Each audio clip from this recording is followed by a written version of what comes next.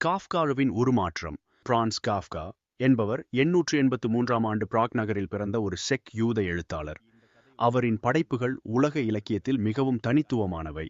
அவர் எழுதிய உருமாற்றம் என்ற நாவல் 1915ஆம் ஆண்டு வெளியிடப்பட்டது. இது நவீன உலக இலக்கியத்தின் மிக முக்கியமான படைப்புகளில் ஒன்றாக கருதப்படுகிறது. இந்த நாவலின் கதை மிகவும் அதிர்ச்சியான ஒரு தொடக்கத்தோடைய ஆரம்பிக்குது. கிரேக்கர் சம்சா என ஒரு இளைஞன் ஒரு நாள் காலையில தூக்கத்திலிருந்து எழுந்திருக்கும் போது தான் ஒரு பிரம்மாண்டமான அருவருக்கத்தக்க பூச்சியாக மாறிவிட்டதை உணர்கிறான். இந்த ஒரே ஒரு வாக்கியம் தான் இந்த நாவலின் முழு அடிப்படையும். காஃப்கா இந்த உருமாற்றத்தை எந்த விளக்கமும் இல்லாம, எந்த காரணமும் சொல்லாம நேரடியாக வாசகர் முன் வைக்கிறாரு. இதுவே இந்த நாவலின் மிகப்பெரிய சிறப்பு. ஆனால் இந்த நாவல் வெறும் பூச்சி கதை அல்ல. இது மனித உறவுகள், குடும்ப அன்பு, பொருளாதார நிர்பந்தம், தனிமை, அடையாள இழப்பு என்ற ஆழமான கருப்பொருள்களை உள்ளடக்கியது. ஒரு மனிதன் தன் குடும்பத்திற்கு பயனற்றவனாக மாறும்போது என்ன நடக்கும் என்பதை காஃப்கா மிகவும் வலிமையாக சித்தரிக்கிறாரு. கிரேக்கர் சம்சா தன் குடும்பத்தின் ஒரே சம்பாதிப்பவன். அவன் ஒரு துணி வணிக நிறுவனத்தில் பயணம் செய்யும் விற்பனையாளராக வேலை செய்கிறான். அவனுடைய தந்தை கடன்பட்டிருக்கிறார், தாய் நோய்வாய்ப்பட்டிருக்கிறார், தங்கை இளமையானவள். இந்த முழு குடும்பத்தின் சுமையையும் கிரேக்கர் ஒருவனே தாங்கி வருகிறான். எந்த சந்தோஷமும் இல்லாம, எந்த ஓய்வும் இல்லாம தொடர்ந்து உழைக்கிறான். அவனது வாழ்க்கை முழுக்க குடும்பத்திற்காகவே அர்ப்பணிக்கப்பட்டிருக்கிறது. திடீரென்று அவன் பூச்சியாக மாறும்போது குடும்பத்தினர் எப்படி நடந்து கொள்கிறார்கள்? முதலில அதிர்ச்சி, அப்பிறகு அருவருப்பு, அப்பிறகு படிப்படியாக புறக்கணிப்பு. இதுதான் அந்த குடும்பத்தின் உணர்வு பயணம். வெளியில அவன் ஒரு பூச்சி மட்டுமே. அவன் குடும்பத்தினரோடு பேச முடியாது, தொடர்பு கொள்ள முடியாது. இந்த தனிமை அவனை உள்ளுக்குள் கொள்கிறது. காஃப்கா இந்த கதையின் மூலம் சொல்றது என்னவென்றால், ஒரு மனிதனுக்கு அவனது பயன்பாடு இல்லாத போது அவனை சமூகமும் குடும்பமும் எவ்வாறு நடத்துகின்றன, மனிதனின் மதிப்பு அவன் எவ்வளவு சம்பாதிக்கிறான் என்பதில் தானா இருக்கிறது. இந்த கேள்விகள் இன்றைய உலகிலும் மிகவும் பொருத்தமானவை. இந்த நாவல் 3 அத்தியாயங்களை கொண்டது. முதல் அத்தியாயம் கிரேக்கரின் உருமாற்றம் மற்றும் குடும்பத்தின் முதல் எதிர்வினையை விவரிக்கிறது. இரண்டாம் அத்தியாயம் கிரேக்கரின் புதிய வாழ்க்கையையும் குடும்பத்தின் படிப்படியான மாற்றத்தையும் காட்டுகிறது. மூன்றாம் அத்தியாயம் கிரேக்கரின் இறுதி நாட்களையும் குடும்பத்தின் விடுதலையையும் விவரிக்கிறது. கதைக்கு செல்வதற்கு முன் சப்ஸ்கிரைப் செய்து பெல் ஐகானை அழுத்தி லைக் பட்டனை அழுத்துங்கள். முதல் அத்தியாயம் விழிப்பின் பயங்கரம். ஒரு சாதாரண காலை. சூரியன் எழுகிறது, பறவைகள் கூவுகின்றன, உலகம் வழக்கம்போல் விழிக்கிறது. ஆனால் கிரேக்கர் சம்சாவையிட உலகம் மட்டும் அன்று காலை என்றென்றும் மாறிவிட்டது. அவன் கண்களை திறக்கிறான். முதலில் ஒன்றும் புரியல. படுக்கை அதே படுக்கைதான், அறை அதே அறைதான். ஆனால் ஏதோ ஒன்று தவறாக இருக்கிறது என்று உடல் சொல்கிறது. அவன் தன் கையை நகர்த்த முயற்சிக்கிறான். கையில்லை, பதிலாக ஒரு மெல்லிய நடுங்கும் நீண்ட கால் நகர்கிறது. ஒன்று அல்ல, பல கால்கள். அவை காற்றில் துடிக்கின்றன. அந்த காட்சியை பார்க்கும்போது உள்ளுக்குள் ஒரு குளிர் பரவுகிறது. கிரேக்கர் தன் உடலை பார்க்கிறான். அவனது மார்பு கடினமான பழுப்பு நிற ஓட்டினால் மூடப்பட்டிருக்கிறது. அவனது வயிறு வளைவான பிரிவுகளாக பிரிக்கப்பட்டிருக்கிறது. அவன் தலை கவிழ்க்க முயற்சிக்கும் போது கழுத்து விரைப்பாக இருக்கிறது. இது கனவா இன்னும் மனம் கேட்கிறது. இல்ல, இது கனவு அல்ல, இது உண்மை. இந்த உண்மை அவனை நொறுக்குகிறது. மனிதனின் மனம் பூச்சியின் உடலில். ஆனால் இங்கே காஃப்கா ஒரு அற்புதமான விஷயம் செய்கிறாரு. கிரேக்கர் அதிர்ச்சி அடைகிறான். அவன் அழுகிறான் என்று தெரியல, அவன் கத்துகிறான் என்று தெரியல. அவன் என்ன சாய்கிறான் என்றால் யோசிக்கிறான். அவன் மனதில் என்ன வருகிறது தெரியுமா? இன்னைக்கு வேலைக்கு தாமதமாகிவிடும், தலைமை அலுவலகத்தில் என்ன நினைப்பாங்க என்று யோசிக்கிறான். இந்த ஒரு விஷயம் நம்மளை திரும்பி யோசிக்க வைக்கிறது. அவன் பூச்சியாக மாறிட்டான். ஆனால் அவன் மனசுல இன்னும் வேலை இருக்கிறது, இன்னும் கடமை இருக்குது, இன்னும் குடும்பம் இருக்குது. இதுதான் காஃப்காவின் மிகப்பெரிய கேள்வி. ஒரு மனிதன் இத்தனை ஆண்டுகள் வேலையில தன்னை மறந்து விட்டான். தன் சந்தோஷம் இல்ல, தன் கனவுகள் இல்ல, வெறும் வேலை வேலை வேலை. இப்போது பூச்சியாக மாறிய பிறகும் அவன் வேலையையே நினைக்கிறான். இந்த வாழ்க்கை சரியானதா என்று நம்ம கேட்டுக்கொள்கிறோம். படுக்கையிலிருந்து எழுவதன் போராட்டம். கிரேக்கர் படுக்கையிலிருந்து எழுந்திருக்க முயற்சிக்கிறான். இது வெறும் உடல் செயல் அல்ல, இது ஒரு போராட்டம். ஒரு மனிதன் தன் புதிய உடலை புரிந்து கொள்ள முயற்சிக்கும் போராட்டம். அவன் வலது பக்கம் திரும்ப முயற்சிக்கிறான். உடல் சரிகிறது. இடது பக்கம் திரும்ப முயற்சிக்கிறான். உடல் சரிகிறது. அவனது கால்கள் சுதந்திரமாக செயல்படுகின்றன. ஆனால் ஒன்றுடன் ஒன்று ஒத்துழைப்பதில்லை. ஒவ்வொரு கால்களும் தனித்தனியாக செயல்படுகின்றன. இந்த குழப்பம் அவனை மேலும் சோர்வடையச் செய்கிறது. நிமிடங்கள் கடக்கின்றன. அவன் ஒவ்வொரு முறையும் முயற்சிக்கிறான், விழுகிறான், மீண்டும் முயற்சிக்கிறான். இந்த விடாமுயற்சி அவனிடம் இருக்கிறது, ஆனால் உடல் கேட்கவில்லை. இந்த தருணத்துல கிரேக்கரின் உள்ளத்துல என்ன நடக்கிறது என்று யோசியுங்கள். ஒரு மனுஷன் தன் சொந்த உடலையே கட்டுப்படுத்த முடியாமல் போறான். இந்த இயலாமை மிகவும் வலிக்கும். குடும்பத்தின் குரல்கள், கதவின் வழியே வெளியே குடும்பத்தினர் கவலைப்படுகிறார்கள். கதவை தட்டுகிறாங்க. கிரேக்கர் பதில் சொல்ல முயற்சிக்கிறான். ஆனால் அவன் வாயிலிருந்து வருவது மனித குரல் அல்ல. ஒரு வித விசித்திரமான கீச்சிடும் விலங்கு சத்தம் வெளிவருகிறது. தாய் கதவின் வெளியே நின்று கிரேக்கர், கிரேக்கர் என்று அழைக்கிறார். அந்த குரலில் அன்பு இருக்கிறது. தன் மகன் சரியா இருக்கிறானா அப்படின்ற பயம் இருக்குது. அந்த குரலை கேட்கும்போது கிரேக்கருக்கு ஒரு பெரிய வலி வருகிறது. அந்த அசாவின் குரல் கேட்கிறது. தந்தையின் குரல் வேறு விதமா இருக்கிறது. கடுமையா அப்படி கட்டளையிடும் அந்த துணியில அந்த கிரேக்கர் அந்த கதவை திறமாய் என்று சொல்கிறாரு. அந்த குரலில் அன்பு தெரியவில்லை. ஆனால் அவர் வந்தார் என்பது உண்மை. அவருக்கும் கவலை இருக்கிறது. ஆனால் அதை வெளிப்படுத்த தெரியவில்லை. இந்த தந்தை எத்தனை பேருக்கு பரிச்சயமான உருவம். தங்கை கிரேட்டாவின் குரல் அழுகையில் நனைந்திருக்கிறது. அண்ணா, தயவு செய்து கதவை திற என்று கெஞ்சுகிறாள். அவள் குரலில் ஒரு தூய்மையான அன்பு இருக்கிறது. அந்த அன்பு கிரேக்கரை உள்ளுக்குள் தொடுகிறது. அவன் கண்களில் அல்லது அவனது புதிய உடலில் எங்கோ ஒரு ஈரம் கூடுகிறது. நிறுவன அதிகாரியின் வருகை, வெளி உலகின் நிர்பந்தம், இந்த தனிப்பட்ட குடும்ப வலிக்கு மேலாக வெளி உலகும் கதவை தட்டுகிறது. நிறுவனத்திலிருந்து ஒரு அதிகாரி வந்திருக்கிறார். கிரேகர் வேலைக்கு வரவில்லை என்பதால் அவர் வந்திருக்கிறார். அந்த அதிகாரி பேசுகிற விதம் கவனிக்கின்றோம். அவர் கிரேக்கரை பற்றி கவலைப்படலை. அவர் வேலையை பற்றி மட்டுமே கவலைப்படுகிறார். உங்களுடைய வேலை பாதிக்கப்படும் அப்படி என்று சொல்றார். உங்க தலைமை அதிகாரி கோபமாக இருக்கிறார் என்று சொல்றார். ஒரு மனுஷனோட வீட்டில் என்ன நடக்குது அப்படின்னு சொல்லி கேட்கல. ஒரு மனுஷன் நலமாக இருக்கிறானான்னு கேட்கல. கிரேகர் உள்ளே இருந்து இதை கேட்கிறான். அவன் மனசுல ஒரு கசப்பு எழுகுது. இத்தனை ஆண்டுகள் விடாமல உழைத்தான். ஒரு நாள் வரல அப்படின்னால் நேஸ்வனை மறைத்தா அவனை மனுஷனாக பார்க்கல. அவன் வெறும் ஒரு வேலை செய்யும் கருவி மட்டுமே என்று அந்த அதிகாரியின் வார்த்தைகள் நிரூபிக்கின்றன. மிகவும் தைரியமான செயல் கிரேக்கர் ஒரு முடிவு எடுக்கிறான். கதவை திறக்க வேண்டும். இது ரொம்ப கடினமான முடிவு. ஏனால் அவன் வெளியே போனா என்ன நடக்கும் என்று தெரியாது. குடும்பத்தினர் எப்படி எதிர்கொள்வாங்கள் என்று தெரியாது. ஆனால் அவன் போறான். அவன் மெதுவா தன் வாயை கொண்டு கதவின் சாவியை பிடிக்கிறான். சாவியை திருப்புறது ரொம்ப கஷ்டமாக இருக்கிறது. அவனது தாடைகள் வலிக்கின்றன. ஆனால் அவன் விடவில்லை. இன்னும் திருப்புகிறான். ஒரு சொட்டு திரவம் சாவியின் மேல் விழுகிறது. அது இரத்தமா வேற என்னவா அப்படின்னு தெரியவில்லை. ஆனால் அவன் விடவில்லை. இறுதியில சாவி திரும்புகிறது. கதவு திறக்கிறது. இந்த ஒரு செயலில் கிரேக்கரின் முழு குணம் தெரிகிறது. அவன் உடல் எத்தனை மாறினாலும் அவனது மனம் இன்னும் விடாமுயற்சி கொண்டது. இன்னும் குடும்பத்தை சந்திக்க விரும்புகிறது. இன்னும் வாழ விரும்புகிறது. கதவு திறந்த கணம் உலகம் நிறுத்தமடைகிறது. கதவு திறக்கிறது. வெளிச்சம் உள்ளே வருகிறது. கிரேக்கர் வெளியே நடக்கிறான். அந்த கணம் நேரம் நிறுத்தமடைவது போல் இருக்கிறது. வெளியே நின்றிருந்தவர்கள் அவனை பார்க்கிறார்கள். தாய் கையை வாயில் வைத்து பின்னோக்கி விலகுகிறார். தந்தை கோலை இறுகப் பிடிக்கிறார். தங்கை கண்களில் நீர் வழிகிறது. நிறுவன அதிகாரி வாயை திறக்காமல், ஒரு வார்த்தை கூட சொல்லாமல் பின்னோக்கி பின்னோக்கி நடந்து படிக்கட்டுகளில் ஓடுகிறார். அவர் கையில் இருந்த தொப்பி கீழே விழுகிறது. அதை எடுக்கக்கூட நிற்காம ஓடுகிறார். அவன் மனசுல என்ன நடக்குதுன்னு யோசிங்க. அவன் வெளியே வந்தான். எல்லோரும் பயந்தோடினார்கள். அவன் யாரையும் பயப்படுத்த விரும்பவில்லை. அவன் வெறும் தன் குடும்பத்தை சந்திக்க விரும்பினான். ஆனால் அவன் தோற்றமே அவர்களை ஓடச் செய்கிறது. இந்த வலிக்கு என்ன பெயர் வைப்பது? தந்தையின் கோலடி. அன்பும் கோபமும் கலந்த வலி. தந்தை கோலை எடுக்கிறார். கிரேக்கரை அறைக்குள் அடித்து விரட்டுகிறார். கிரேக்கர் மெதுவாக திரும்புகிறான்.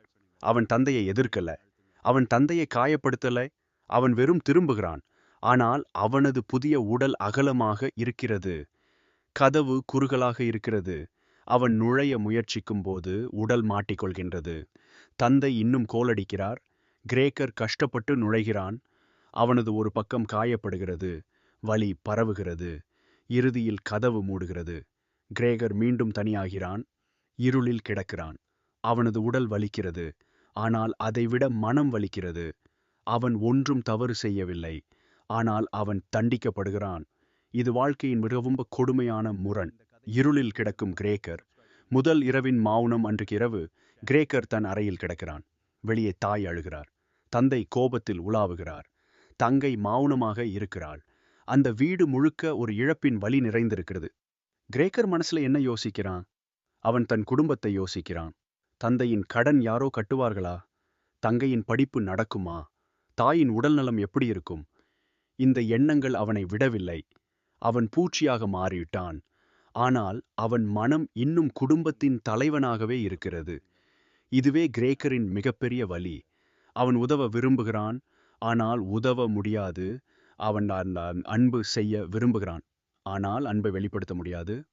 அவன் இருக்கிறான், ஆனால் இல்லாதவன் போல் கருதப்படுகிறான். இந்த நிலைக்கு நம் வாழ்க்கையிலும் எத்தனை உதாரணங்கள் இருக்கின்றன.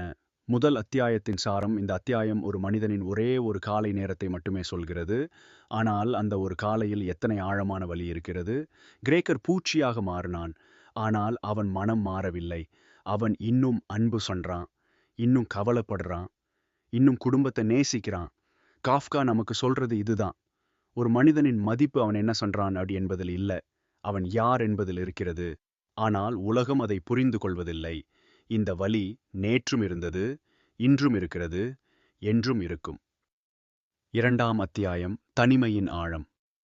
இரண்டாம் அத்தியாயம் தொடங்குகிறது ஒரு காலையில். கிரேக்கர் தன் அறையில் கண் விழிக்கிறான். இருட்டு, அமைதி. வெளியே வீட்டில் யாரோ நடமாடும் சத்தம் மெல்லிதாக கேட்கிறது. ஆனால் யாரும் அவன் அறையின் கதவை திறக்கவில்லை. யாரும் உள்ளே வரவில்லை. முதல் நாளின் அதிர்ச்சி இன்னும் அந்த வீட்டில் தங்கியிருக்கிறது. காற்றிலேயே ஒரு பயம் கலந்திருக்கிறது. கிரேக்கர் மெதுவாக தலை நிமிர்த்துகிறான். அவனது பல கால்கள் தரையில் படுகின்றன.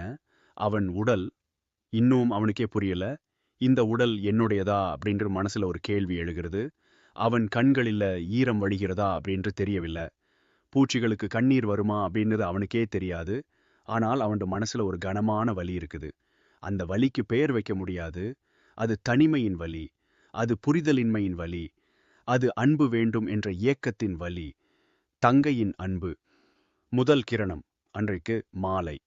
ஒரு கால் சத்தம் கேட்கிறது. கதவின் அருகில் யாரோ நிற்கிறார்கள். கிரேக்கரின் மனம் படபடக்கிறது. யார் வருகிறார்கள்? தந்தையா? அவர் வந்தால்தான் மீண்டும் கோலுவுடன் வருவாரா? தாயா? அவர் மயக்கம் அடைவாரா? கதவு மெல்லிதாக திறக்கிறது. உள்ளே வருவது கிரேக்கரின் தங்கை கிரேட்டா. அவள் கையில் ஒரு தட்டு வைத்திருக்கிறாள். அதில் பல வகையான உணவுகள் இருக்கின்றன. பழைய சீஸ், சில காய்கறிகள், சாறு வடிந்த பழங்கள். அவள் தன் அண்ணனுக்கு என்ன பிடிக்குமோ என்று யோசித்து கொண்டு வந்திருக்கிறாள். ஆனால் உள்ளே நுழைவதற்கு அவளுக்கும் பயமாக இருக்கிறது. அவள் கதவை சற்று திறந்து தட்டை உள்ளே தள்ளிவிட்டு விரைவாக கதவை மூடிவிடுகிறாள். அவள் அந்த கிரேக்கரை நேர்ல பார்க்க தயாராக இல்லை. ஆனால் அவள் வந்தாள். அவள் உணவு கொண்டு வந்தாள். இது சிறிய செயலாக தெரியலாம், ஆனால் கிரேகருக்கு இது ஒரு பெரிய ஆறுதல். கிரேகர் தட்டை நுகர்கிறான். அவனது பூச்சி உடல் புதிய உணர்வுகளுடன் செயல்படுகிறது. முன்பு அவன் விரும்பி சாப்பிட்ட பால், ரொட்டி, இனிப்புகள், இவை இப்போது அவனுக்கு வெறுப்பை தருகின்றன. ஆனால் பழைய, சற்று அழுகிய சீஸ், காய்ந்த காய்கறிகள், இவை அவனுக்கு மிகவும் சுவையாக இருக்கின்றன. அவன் ஆர்வமாக சாப்பிடுகிறான். இங்க காஃப்கா ஒரு ஆழமான உண்மையை சொல்றாரு. கிரேக்கரின் உடல் மாறியது மட்டுமல்ல, அவனது விருப்பங்களும் தேவைகளும் கூட மாறி வருகின்றன. அவன் படிப்படியாக தன் மனித அடையாளத்தை இழந்து கொண்டே வருகிறான். இது வெளியிலிருந்து மட்டுமல்ல, உள்ளிருந்தும் நடக்கும் ஒரு மாற்றம். இந்த எண்ணம் படிக்கும்போது மனசு கணக்கிறது. தாயின் மௌனம், காணாத அன்பு. கிரேக்கரின் தாய் அவன் அறைக்கு வரவில்லை. அவர் வர விரும்புகிறார், ஆனால் அவரால முடியவில்லை. அவர் தன் மகனை நினைக்கும்போது அழுகிறார். இரவில் அவரது அழுகை சத்தம் கிரேக்கருக்கு கேட்கிறது. அந்த சத்தம் அவனை உள்ளுக்குள் கொள்கிறது. தாய் அழுகிறார் என்று தெரிகிறது, ஆனால் அவர் வரமாட்டார் என்றும் தெரிகிறது. இந்த இரண்டும் ஒரே நேரத்தில் உணரும்போது அந்த வலி வார்த்தைகள்ல சொல்ல முடியாதது. ஒரு தாய் தன் மகனை பார்க்க முடியாமல் இருக்கிறார். காரணம் பயம்.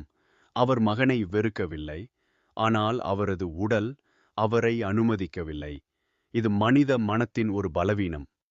இந்த தாயின் நிலை படிக்கும் நமக்கே கண்ணீர் வரும். தந்தையின் கோபம், மறைந்த வலி. கிரேக்கரின் தந்தை வேறு விதமா நடந்துகின்றார். அவர் கோபப்படுகிறார், கடுமையா நடந்துகின்றார். ஆனால் இந்த கோபத்தின் பின்னால் என்ன இருக்கிறது என்று யோசிக்க வேண்டும். அந்த தந்தை பல ஆண்டுகளாக கடன் பட்டிருந்தார். கிரேக்கர் தான் குடும்பத்தை தாங்கி வந்தான். இப்போது கிரேக்கர் வேலைக்கு போக முடியாத நிலையில் இருக்கிறான். குடும்பத்தின் வருமானம் நின்றுவிட்டது. தந்தையின் கோபம் உண்மையில் ஒரு மறைந்த பயம், ஒரு மறைந்த வலி. அவர் தன் மகனை பார்க்கும்போது அன்பும் வருகிறது, அருவருப்பும் வருகிறது, கோபமும் வருகிறது. இந்த மூன்றும் ஒரே நேரத்தில் மோதிக்கொள்கின்றன. அதனால் அவர் கோபமாக வெடிக்கிறார். இந்த தந்தையை நாம் வெறுக்க முடியாது, ஆனால் அவரை புரிந்து கொள்வதும் கஷ்டமாயிருக்குது. காஃப்கா இந்த குழப்பத்தை வேண்டுமே வைக்கிறார். அவர் நம்மை எளிய முடிவுகளுக்கு வரவிடுவதில்லை. அறையின் மாற்றம். உலகம் சுருங்குகிறது, நாட்கள் கடக்கின்றன. கிரேக்கர் தன் அறையிலேயே இருக்கிறான். அவன் படிப்படியாக தன் புதிய உடலுடன் பழகி கொள்கிறான். அவனுக்கு ஒரு விஷயம் புரிகிறது. அவனது புதிய உடலுக்கு திறந்த இடம் வேண்டும். தரையில் ஊர்வதற்கு இடம் வேண்டும். சுவரில் ஏறுவதற்கு இடம் வேண்டும். கூரையில் தொங்குவதற்கு இடம் வேண்டும்.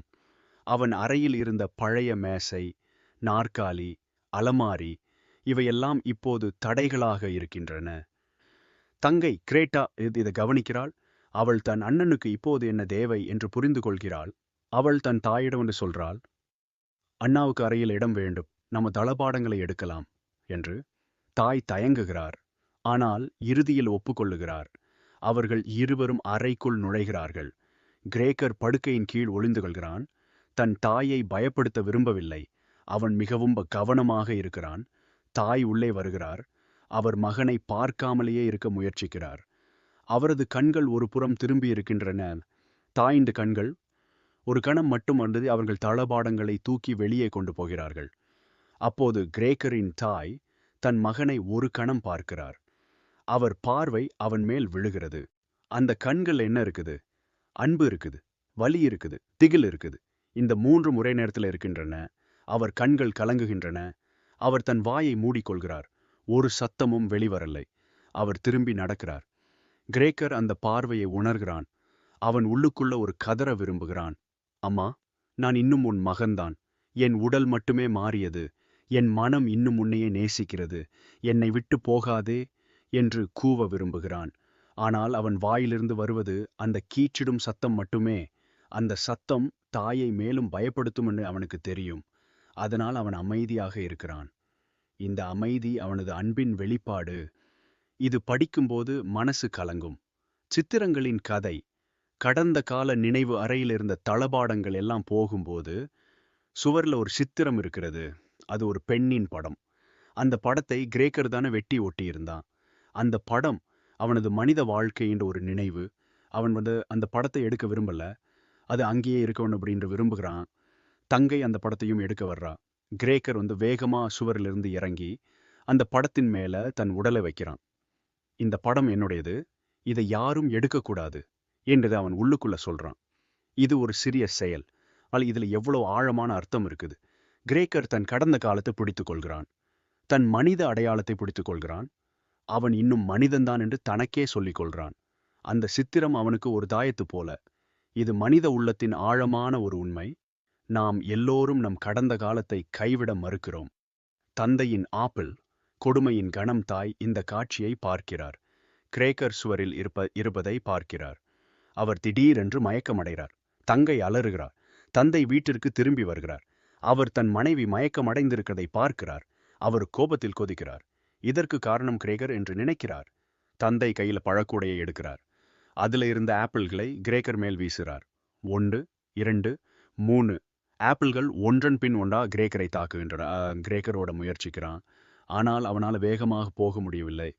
ஒரு ஆப்பிள் அவனது முதுகில் ஆழமாக புதைகிறது.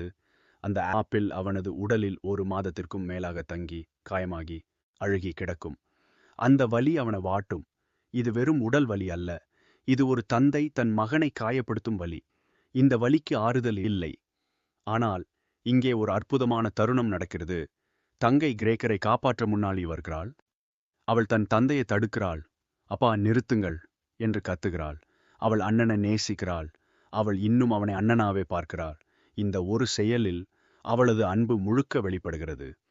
படிப்படியான தூரம் காலம் என்னும் கொடுமை நாட்கள் கடக்கின்றன. வாரங்கள் கடக்கின்றன. கிரேக்கரின் முதுகில் ஆப்பிள் புதைந்தே கிடக்கிறது. அவனது உடல் வலிக்கிறது. ஆனால் அதைவிட அவன் மனம் வலிக்கிறது. இதனால் குடும்பத்தினர் படிப்படியாக அவனை மறந்து கொண்டே போகிறார்கள். தங்கை கிரேட்டா இப்போதும் உணவு கொண்டு வருகிறாள். ஆனால் முன்பு அவள் கொண்டு வரும் போது ஒரு அன்பு இருந்தது. இப்பொழுது அது ஒரு கடமையாக மாறியிருக்கிறது. அவள் விரைவாக உணவை வைத்துவிட்டு விரைவாக வெளியே போகிறாள். அறையை சரியாக சுத்தம் செய்வதில்லை. கிரேக்கரினுடைய அறை கொஞ்சம் கொஞ்சமாக அழுக்காகிறது. இந்த அழுக்கு வெறும் அறையின் அழுக்கல்ல, இது அலட்சியத்தின் அழுக்கு. குடும்பத்தினர் இப்ப வேலைக்கு போக ஆரம்பித்திருக்கிறார்கள். தந்தை ஒரு வங்கியில் வேலை தேடிக்கொண்டார். தாய் வீட்டில் தையல் வேலை செய்கிறார். தங்கை ஒரு கடையில் வேலைக்கு சேர்ந்தாள். இந்த குடும்பம் இப்போது தானே உழைத்து வாழ கற்றுக்கொண்டது. இது நல்லதுதான் என்று ஒரு பக்கம் தோன்றும். ஆனால் இதன் பொருள் என்னவென்றால், கிரேக்கர் இல்லாமலும் இந்த குடும்பம் வாழ முடியும் என்று நிரூபணமாகிவிட்டது. அவன் இனி தேவையில்லை. இந்த உண்மை அவனை உள்ளுக்குள் உடைக்கிறது. வாடகைக்காரர்கள், வெளியாட்கள் உள்ளே வருகிறார்கள். பொருளாதாரம் நிலைமை கஷ்டமாய்விட்டதால சம்சா குடும்பம் தங்கள் வீட்டில் 3 அறைகளை வாடகைக்கு கொடுக்குறாங்க. 3 வாடகைக்காரங்கள் உள்ளே வருகிறாங்க. இவங்க கம்பீரமான ஒரு தற்பைத்தனமான மனிதர்கள். இவங்க வீட்டில் வந்து குடியேறுகிறார்கள். இவங்களுக்காக நல்ல உணவு சமைக்கப்படுகிறது. இவங்களுக்காக வீடு சுத்தமாக வைக்கப்படுகிறது. இவர்கள் நல்ல நாற்காலியில் உட்கார்ந்து சாப்பிடுகிறார்கள். இதை படிக்கும்போது ஒரு கோபம் வருகிறது. கிரேக்கர் சம்சா எத்தனை ஆண்டுகள் இந்த குடும்பத்திற்காக உழைச்சான். அவனுக்கு இந்த வீட்டில் வந்து ஒரு சிறிய அறை மட்டுமே. ஆனால் வெளியில் இருந்து வந்த அந்நியர்களுக்கு வீட்டில் முழு மரியாதை. இந்த தலைகீழ் நிலை காஃப்காவுடைய ஒரு கூரிய விமர்சனம். இசையின் இரவு, கடைசி அன்பின் தருணம். ஒரு இரவு தங்கை கிரேட்டா வாயில் வாசிக்கிறாள். அவளது இசை இனிமையாக ஒலிக்கிறது. வாடகைக்காரர்கள் உட்கார்ந்து கேட்குறாங்க. கிரேக்கர் சம்சா அந்த இசையை கேட்குறான். ஸோ அந்த இசை வந்து அவனை இழுக்குது. அவன் மெதுவாக கதவை திறந்து வெளியே நகர ஆரம்பிக்கிறான். அவன் தன் தங்கையின் இசையை கேட்க விரும்புகிறான். அவளை நெருங்க விரும்புகிறான். அவளிடம், உன் இசை அழகாக இருக்கிறது, நான் உன்னை நேசிக்கிறேன் என்று சொல்ல விரும்புகிறான். கிரேக்கர் நடுவரைக்கு வருகிறான். அவன் தன் தங்கையை பார்க்கிறான். அவன் மனம் நிறையுது. ஒரு கணம், வெறும் ஒரு கணம் மட்டும் அவன் மகிழ்ச்சியாக உணர்கிறான். ஆனால் அந்த கணம் அதிக நேரம் நிற்கல. குடியிருப்பாளர்கள் கிரேக்கர் சம்சாவை பார்க்குறாங்க. அவங்க கோவப்படுகிறார்கள். இந்த வீட்டில் இப்படிப்பட்ட பூச்சி இருக்கிறதா, நாங்கள் இங்கே இருக்க மாட்டோம் அப்படின்ற சொல்கிறாங்க. அவங்க வாடகை கொடுக்க மறுக்கிறாங்க. குடும்பம் மீண்டும் அதிர்ச்சியில் உறைகிறது. தந்தை கோபமடைகிறார். தங்கை அழுகிறாள். தாய் சோர்ந்து போகிறார். இந்த அனைத்திற்கும் காரணம் கிரேக்கர் அப்படி என்று எல்லோரும் நினைக்கிறார்கள். தங்கையின் மாற்றம், உடைந்த இதயம். இந்த அத்தியாயத்தின் இறுதியில தங்கை கிரேட்டா ஒரு பயங்கரமான வார்த்தைகளை சொல்றாள். அவள் தன் தந்தையிடம் சொல்கிறாள், அப்பா, இது இனி அண்ணா அல்ல, இது வெறும் ஒரு பூச்சி மட்டுமே. இதை நாம் ஒழிக்க வேண்டும். இல்லைனால நம்மளால் வாழ முடியாது. இந்த வார்த்தைகளை படிக்கும்போது மனசு நொறுங்கிவிடும். கிரேட்டா, இந்த தங்கை, அவன் அண்ணனுக்காக உணவு கொண்டு வந்தவள், அவன் அறையை சுத்தம் செய்தவள், அவன் மேல் அன்பாக இருந்தவள், இப்போது அவளே அவனை ஒழிக்க சொல்றாள். இந்த மாற்றம் ஏன் நடந்தது? காரணம் களைப்பு, காரணம் சோர்வு, காரணம் வாழ்க்கையின் நிர்பந்தம். அவள் நாளும் வேலைக்கு போகிறாள். இரவில் கிரேக்கருக்கு உணவு கொண்டு வருகிறாள். அறையை சுத்தம் செய்கிறாள். இது தொடர்ந்து நடக்கிறது. அவளுக்கு ஓய்வில்லை. அவளுக்கு வாழ்க்கை இல்லை. இந்த சுமை அவளை உடைத்து விட்டது. அன்பும் களைத்துவிடும் என்று காஃப்கா சொல்றார். இது மிகவும் கொடுமையான ஒரு உண்மை. ஆனால் இது உண்மைதான். 2ஆம் அத்தியாயத்தின் சாரம். இந்த அத்தியாயம் முழுக்க ஒரு விஷயம் தெளிவாக தெரிகிறது. கிரேக்கரின் உடல் மட்டுமல்ல, ஆனால் குடும்பத்தினரின் மனமும் மாறிக்கொண்டே வருகிறது. முதலில் அன்பு இருந்தது, பிறகு பயம் வந்தது, அப்பிறகு தூரம் வந்தது, அப்பிறகு அலட்சியம் வந்தது, இறுதியில புறக்கணிப்பு வந்தது. கிரேக்கர் எல்லாத்தையும் உணர்றான், எல்லாத்தையும் புரிஞ்சுக்குகிறான். ஆனால் எதுவும் சொல்ல முடியாது, எதுவும் செய்ய முடியாது. இந்த இயலாமை அவனை உள்ளுக்குள்ள சாகடிக்குது. காஃப்கா இங்கே நமக்கு சொல்றது, மனிதனின் மதிப்பு அவன் என்ன சென்றான் என்பதுல தான் இருக்கிறது என்று சமூகம் நம்புகிறது. அவன் பயனற்றவனாக மாறும்பொழுது அவனை சமூகமும் குடும்பமும் கைவிடுகின்றன. இது ஒரு கொடுமையான உண்மை. இது நம்மளை நேரடியாக அந்த கேள்வி கேட்கிறது, நாமும் இப்படி நடந்து கொள்கிறோமா என்று. கிரேக்கரின் வலி உச்சத்தை நோக்கி போகிறது. 3ஆம் அத்தியாயம், அவனது இறுதி பயணம்.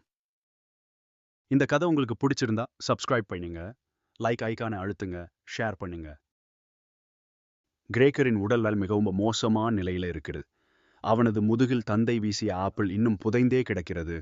அது அழுகி, காயமாகி அவனை தொடர்ந்து வாட்டி கொண்டிருக்கிறது. அந்த வலி உடலில் மட்டுமல்ல, ஆழமாக உள்ளத்திலும் பரவி இருக்கிறது. அவன் நடக்கும்போது கஷ்டமாக இருக்கிறது. சாப்பிடும்போது கஷ்டமாக இருக்கிறது. சுவாசிக்கும்போது கூட ஒரு வலி இருக்கிறது. ஆனால் இந்த உடல் வலியை விட அவனை அதிகமா கொல்றது வேறு ஒன்று. அது தனிமை, அது புறக்கணிப்பு, அது படிப்படியாக அவன் கண் முன்னே நடக்கும் மறதி. குடும்பத்தினர் இப்பொழுது அவனை ஒரு சுமையாக பார்க்கிறார்கள், ஒரு தொல்லையாக பார்க்கிறார்கள், ஒரு இருக்கும் இல்லாத நிழலாக பார்க்கிறார்கள். இந்த பார்வை அவனை உள்ளுக்குள் சாகடிக்கிறது. கிரேக்கர் தன் அறையில் கிடக்கிறான். அவனது அறை இப்போது ஒரு கிடங்காக மாறிவிட்டது. தேவையற்ற பழைய பொருட்கள் அங்கே குவிக்கப்பட்டிருக்கின்றன. அழுக்கு சேர்ந்திருக்கிறது. யாரும் சுத்தம் செய்வதில்லை. தங்கை கிரேட்டா இப்போது உணவை கொண்டு வருவதும் அரிதாகிவிட்டது. கொண்டு வந்தாலும் எந்த அன்பும் இல்லாமல் தட்டை தரையில வச்சுவிட்டு போகிறாள்.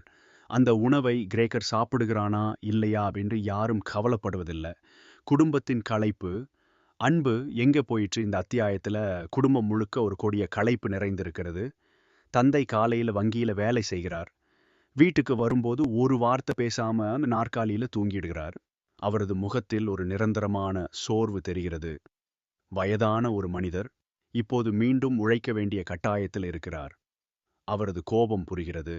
ஆனால் அந்த கோபம் கிரேக்கரை மட்டுமே தாக்குகிறது என்பது வலிக்கிறது. தாய் இரவும் பகலும் தையல் வேலை செய்கிறார். அவரது விரல்கள் வலிக்கின்றன. அவரது கண்கள் சோர்கின்றன. அவர் தன் மகனை நினைக்கிறார் என்பது தெரிகிறது. ஆனால் அவர் பார்ப்பதில்லை. பார்க்க அவரது மனம் துணிவதில்லை. அந்த துணிவின்மை அவரையே உள்ளுக்குள் சித்திரவதை செய்கிறது என்று தெரிகிறது. ஒரு தாய் தன் மகனை பார்க்க முடியாமல் போவது எத்தனை பெரிய வலி. தங்கை கிரேட்டா இந்த கதையின் மிகவும் வலிக்கும் பாத்திரம். படிப்படியாக மாறிவிட்டாள். அவள் அவங்க கடையில் வேலை செய்கிறாள். இரவில் வீட்டிற்கு வருகிறாள். களைத்திருக்கிறா. அவளுக்கு இனி அண்ணனுக்காக எதுவும் செய்ய வலிமை இல்லை என்று தெரிகிறது. ஆனால் அது வெறும் உடல் களைப்பு மட்டுமல்ல, அது மன களைப்பும் கூட. எத்தனை நாட்கள் ஒரு பூச்சியான அண்ணனுக்கு உணவு கொண்டு வரலாம்? எத்தனை நாட்கள் அந்த அறையின் நாற்றத்தை தாங்கலாம்? எத்தனை நாட்கள் இந்த வாழ்க்கையை தாங்கலாம்? இந்த கேள்விகள் அவளை உடைத்து விட்டன. வாடகைக்காரர்களின் ஆதிக்கம். அந்நியர் ஆட்சி வீட்டில் 3 வாடகைக்காரர்கள் இருக்கிறார்கள். இவர்கள் வீட்டை ஆட்டி படைக்கிறார்கள். சாப்பாட்டு மேஜையில முதல்ல இவங்க சாப்பிடுகிறார்கள். நல்ல உணவு இவங்களுக்காக சமைக்கப்படுகிறது. வீட்டில் இவங்களுக்கு மரியாதை கொடுக்கப்படுகிறது. இந்த காட்சியை படிக்கும்போது ஒரு கொதிப்பு வருகிறது. கிரேக்கர் இந்த வீட்டிற்காக ஆண்டு கணக்கில் உழைத்தான். அவனது உழைப்பில் இந்த வீடு நின்றது. இந்த குடும்பம் உண்டது. இந்த வாழ்க்கை நடந்தது. இப்போது அவன் ஒரு அறையில் மூலையில கிடக்கிறான். வெளியிலிருந்து வந்த அந்நியர்கள் வீட்டை ஆளுகிறார்கள். இந்த தலைகீழ் நிலை காஃப்காவுடன் மிகவும் கூரிய சமூக விமர்சனம். ஒரு மனிதன் பயனற்றவனாக மாறும்போது அவனது இடத்தை வேற யாரோ எடுத்துக்கிறாங்க. இது வெறும் கதை அல்ல. இது நம் சமூகத்தின் கூடிய உண்மை. இசையின் இரவு, கடைசி ஆறுதலின் தருணம். ஒரு இரவு தங்கை கிரேட்டா வாயில் வாசிக்கிறாள். அவளது இசை இனிமையாக, வலிமையாக அறையை நிறைக்கிறது. வாடகைக்காரர்கள் உட்கார்ந்து கேட்குறாங்க. அந்த இசை கதவின் வழியே கிரேக்கரின் அறைக்கும் வருகிறது. அந்த இசை அவனை தொடுகிறது, ஆழமாக தொடுகிறது. அவனது உடல் வலிக்கிறது. அவனது மனம் சோர்ந்திருக்கிறது. ஆனால் அந்த இசை அவனை இழுக்கிறது. ஒரு காந்தம் போல் இழுக்கிறது. கிரேக்கர் மெதுவாக, கஷ்டப்பட்டு தன் அறையிலிருந்து வெளியே நகர ஆரம்பிக்கிறான். அவன் ஏன் வெளியே வருகிறான் என்று யோசியுங்கள். அவன் இசையை கேட்க விரும்புகிறான். ஆனால் அதைவிட அவன் தன் தங்கையை கொஞ்சம் நெருங்க விரும்புகிறான். அவளிடம் உன் இசை அழகாக இருக்கிறது என்று சொல்ல விரும்புகிறான். அவளை ஒரு கணம் பார்க்க விரும்புகிறான். இந்த ஒரே ஒரு விருப்பம் அவனை இழுக்கிறது. கிரேக்கர் நடுவரைக்கு வருகிறான். தன் தங்கையை பார்க்கிறான். அவள் வாசிக்கிறா. அவள் இசையில் மூழ்கி இருக்கிறாள். அவளது விரல்கள் மிகவும் அழகாக நகருகின்றன. கிரேக்கர் அந்த காட்சியை பார்க்கிறான். அவன் மனம் ஒரு கணம் நிறைகிறது. ஒரு கணம் மட்டும் வலி மறைகிறது. ஒரு கணம் மட்டும் அவன் மகிழ்ச்சியாக இருக்கிறான். ஆனால் அந்த கணம் நொடியில முடிந்து விடுகிறது. வாடகைக்காரர்கள் கிரேக்கரை பார்க்கிறார்கள். அவர்கள் கத்துகிறார்கள். நாற்காலிகளை தள்ளுகிறார்கள். இந்த வீட்டில் இப்படிப்பட்ட ஒரு பிரம்மாண்டமான பூச்சி இருக்கிறது. நாங்கள் இங்கே ஒரு நாள் கூட இருக்க மாட்டோம் என்று கோபமாக சொல்கிறாங்க. அவங்களை வாடகை கொடுக்க மறுக்கிறாங்க. வழக்கு போடுவோம் என்று மிரட்டுகிறாங்க. குடும்பம் மீண்டும் சிதைகிறது. தந்தை கோபமடைகிறார். தாய் சோர்ந்து போகிறார். தங்கை அழுகிறாள். இந்த அனைத்திற்கும் காரணம் கிரேக்கர். என்று எல்லோரும் நினைக்கிறார்கள். கிரேக்கர் மட்டும் அமைதியாக நின்றிருக்கிறான். அவன் இதை எதிர்க்கல. அவன் யாரையும் குற்றம் சொல்லல. அவன் வெறும் நிற்கிறான். தங்கையின் வார்த்தைகள் இதயம் நொறுங்கும் தருணம். அந்த இரவு குடும்பத்தினர் சோபாவில் உட்கார்ந்து இருக்கிறாங்க. அவங்க களைத்து இருக்கிறாங்க, சோர்ந்து இருக்கிறாங்க. வாடகைக்காரங்கள் அறைக்கு போய்விட்டாங்க. வீட்டில் ஒரு அடர்ந்த அமைதி நிலவுகிறது. அந்த அமைதியை உடைக்கிறாள் தங்கை கிரேட்டா. அவள் தன் தந்தையை பார்த்து சொல்கிறாள் அந்த வார்த்தைகள். அந்த ஒரு சில வார்த்தைகள் இந்த நாவலின் மிகவும் வலிக்கும் தருணம். அவள் சொல்றாள், அப்பா, இனி இதை நாம் கைவிட வேண்டும். இது அண்ணா அல்ல. இது அண்ணாவா இருந்திருந்தால் நம்மளை இப்படி கஷ்டப்படுத்தி இருக்காது. அண்ணா இதை புரிஞ்சுகிட்டு இருந்தால் தானே போயிருப்பான். ஆனால் இந்த பூஷி இங்கே இருக்கிறது. இது நம் வாழ்க்கையை அழிக்கிறது. இதை நாம ஒழிக்க வேண்டும். இந்த வார்த்தைகளை படிக்கும்போது மனசு கல்லாகி விடுகிறது. கிரேட்டா, இந்த தங்கை, அவன் அண்ணனுக்காக முதலில் உணவு கொண்டு வந்தவள். அவன் அறையை சுத்தம் செய்தவள். அவன் மேல் அன்பாக இருந்தவள். அவன் கஷ்டத்துல முதலில் கூடியவள். அவளே இப்போது இந்த வார்த்தைகள் சொல்கிறாள். இது அவளது தவறு மட்டுமல்ல, இது வாழ்க்கையின் நிர்பந்தம். இது களைப்பின் விளைவு. இது தொடர்ந்த வலியின் முடிவு. ஒரு மனிதனுக்கும் எல்லை உண்டு. ஒரு மனிதனின் அன்பிற்கும் எல்லை உண்டுன்னு காஃப்கா சொல்றாரு. இந்த உண்மை கொடுமையானது. ஆனால் இது உண்மைதான். கிரேக்கரின் உள்ளத்தில் என்ன நடக்கிறது? கிரேக்கர் தன் அறையிலிருந்து இந்த வார்த்தைகளை கேட்கிறான். அவன் கேட்கிறான், புரியுது, எல்லாம் புரியுது. தங்கை சொன்னது தவறு அவன் நினைக்கல. குடும்பத்தினர் சோர்ந்து விட்டாங்க அப்படின்றது அவனுக்கு தெரிகிறது. அவங்க கஷ்டப்படுகிறாங்க என்று தெரிகிறது. அவன் இருக்கிறதுனால அவங்களுக்கு தொல்லை என்று தெரியுது. அவன் இனி அவங்களுக்கு உதவ முடியாது அப்படின்னு தெரியுது. இந்த அறிவு அவனை உடைக்குது. ஆனால் அதே நேரத்தில் ஒரு விசித்திரமான அமைதியும் வருகிறது. ஒரு விடுதலையின் அமைதி. தன் குடும்பத்தினர் வாழ வேண்டும் என்று அவன் விரும்புகிறான். அவங்கள் சந்தோஷமாக இருக்க வேண்டும் என்று விரும்புகிறான். அதுக்கு தான் இல்லாமல் போறது உதவும் என்னால் அவன் தயாராக இருக்கிறான். இது எந்த விதத்துல பார்த்தாலும் ஒரு தியாகம், ஒரு அன்பின் இறுதி வெளிப்பாடு. அவன் குடும்பத்தை கைவிடவில்லை. குடும்பம் அவனை கைவிட்டது. ஆனால் அவன் இன்னும் இந்த குடும்பத்தையே நேசிக்கிறான். இந்த அன்பு எத்தனை தூய்மையானது! கடைசி இரவு மெல்ல மெல்ல மறைகிறான். அன்னைக்கு இரவு கிரேக்கர் ஒரு முடிவெடுக்கிறான். வெளியே போக வேண்டியதில்லை. யாரையும் தொந்தரவு செய்ய வேண்டியதில்லை. அவன் தன் அறையிலேயே இருக்கிறான். அவன் தன் வாழ்க்கையை நினைச்சு பார்க்கிறான். சின்ன வயசை நினைக்கிறான். தங்கையுடன் விளையாடிய நாட்களை நினைக்கிறான். தாய் சமைத்து கொடுத்த உணவை நினைக்கிறான். தந்தை சிரித்த கணங்களை நினைக்கிறான். அந்த நினைவுகள் இப்போது மிகவும் தொலைவில் இருக்கின்றன. ஆனால் அவை இன்னும் அவன் மனதில் இருக்கின்றன. அவன் கண்கள் மூடுகின்றன. அவனது மூச்சு மெல்லிதாகிறது. அவனது உடல் தளர்கிறது. அவன் மெல்ல மெல்ல இருளுக்குள் போகிறான். எந்த கோபமும் இல்லாமல், எந்த புகாரும் இல்லாமல், எந்த கசப்பும் இல்லாமல், வெறும் ஒரு அமைதியான மறைவு. காலையில் சுத்தம் செய்யும் பெண் கிரேக்கரின் உடலை கண்டுபிடிக்கிறாள். அவள் குடும்பத்தினரிடமே சொல்கிறாள். குடும்பத்தினர் வருகிறார்கள். அவர்கள் அழவில்லை. அவர்கள் துடிக்கவில்லை. அவர்கள் ஒரு வித நிம்மதியுடன் ஒருவரை ஒருவர் பார்க்கிறார்கள். குடும்பத்தின் விடுதலை. மிகவும் கொடுமையான இறுதி. கிரேக்கர் இறந்தவுடனே குடும்பத்தில் என்ன நடக்குதுன்னு தெரியுமா? அவங்க அழுவதில்லை.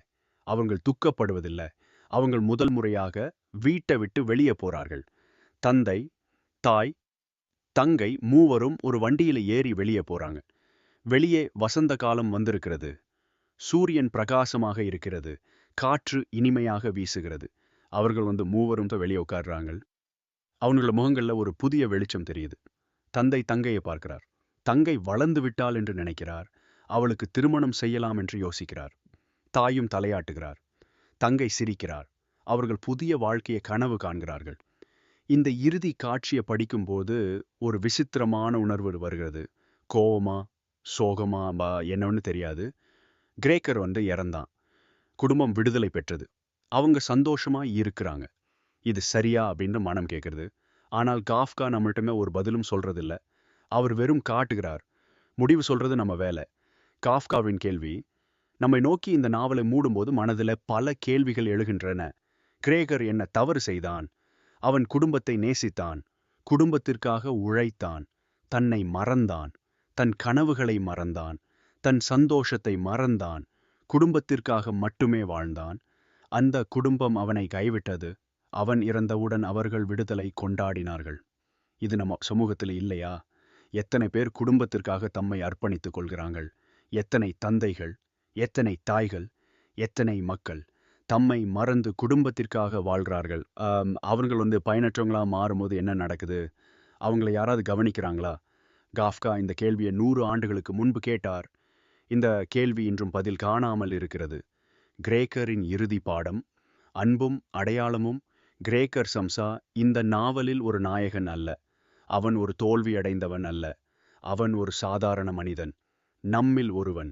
குடும்பத்தை நேசிக்கிறான், கடமையை செய்கிறான், எல்லோரையும் மகிழ்விக்க விரும்புகிறான், தன்னை பற்றி யோசிக்க மறந்து விடுகிறான். அவனது உருமாற்றம் வெளியில நடந்தது. ஆனால் உண்மையான உருமாற்றம் குடும்பத்தினரிடம் நடந்தது. அவர்கள் படிப்படியாக அவனை ஒரு மனுஷனாக பார்க்கிறத நிறுத்தினார்கள். இது வெளியில தெரிவதில்லை. இது உள்ளுக்குள் நடக்கிற மாற்றம். இதுதான் ரொம்ப பயங்கரமான உருமாற்றம். இந்த நாவல் நமக்கு சொல்றது என்னன்னா, ஒரு மனிதனின் மதிப்பு அவன் என்ன சொல்றான்ங்கிறதுல இல்ல, அவன் யார் என்பதில் இருக்கிறது. அவன் உயிரோடு இருக்கிறான் என்பதிலே அவனது மதிப்பு இருக்கிறது. இதை புரிந்து கொள்ளும் குடும்பங்கள், சமூகங்கள், மனிதர்கள் மட்டுமே உண்மையான அன்பை அறிவார்கள். நாவலின் இறுதி சிந்தனை பிரான்ஸ் காஃப்கா இந்த நாவலை எழுதும்போது அவர் தன் சொந்த வாழ்க்கையிலிருந்து எழுதினார் என்று சொல்கிறார்கள். அவரும் தன் தந்தையால் புரிந்து கொள்ளப்படாதவர், அவரும் ஒரு வேளையில் சிக்கிக்கொண்டவர், அவரும் தன் கனவுகளை மறைத்து வைத்தவர். கிரேகர் சம்சா என்பவன் வேறு யாருமல்ல, காஃப்காவின் உள்ளத்தின் பிரதிபலிப்பு. அதனாலதான் இந்த நாவல் இன்றும் வாழ்கிறது. அதனாலதான் இந்த நாவல் இன்னைக்கு நம்மை தொடுகிறது. அதனாலதான் இந்த நாவல் படிக்கும்போது நம்ம கண்களில் ஈரம் வருகிறது. ஏன்னா கிரேக்கர் நம்மில் எல்லோருக்கும் தெரிந்தவன். அவன் நம் வீட்டிலும் இருக்கிறான், நம் மனதிலும் இருக்கிறான். உருமாற்றம். முழு நாவலும் முடிந்தது. 3 அத்தியாயங்கள், 3 வழிகள், ஒரு மனிதனின் முழு கதை. காஃப்காவினுடைய இந்த நாவல் வெறும் கதை அல்ல, இது ஒரு கண்ணாடி. அதுல நம்ம நாமே பார்த்துக்குங்கிறோம். அந்த பார்வை சில நேரம் வலிக்கும், ஆனால் அந்த வலியை நம்மை நல்ல மனிதர்களாக மாற்றும். நண்பா, இந்த நாவலை படித்தது மட்டுமல்ல, உணர்ந்தாய். இந்த நாவலை லைப்ரரி பாட்காஸ்ட் தமிழ் சார்பாக உங்களுக்கு அளிக்கிறோம். இது போன்ற ஆழமான நாவல்களும், உணர்வு மிகுந்த கதைகளும், மனசை தொடும் விளக்கங்களும் தொடர்ந்து பெற விரும்புகிறீர்களா? தாமதிக்காம இப்போதே சப்ஸ்கிரைப் பண்ணுங்கள். இந்த விளக்கம் உங்களுக்கு பயனுள்ளதாக இருந்தால் லைக் போடுங்க. உங்க ஒரு லைக் எங்களுக்கு மிகப்பெரிய ஊக்கம். இது போன்ற அருமையான உள்ளடக்கங்களை உங்க நண்பர்களுக்கும் குடும்பத்தினருக்கும் ஷேர் பண்ணுங்க. நல்ல விஷயங்களை பகிர்வதே மிகப்பெரிய அன்பு.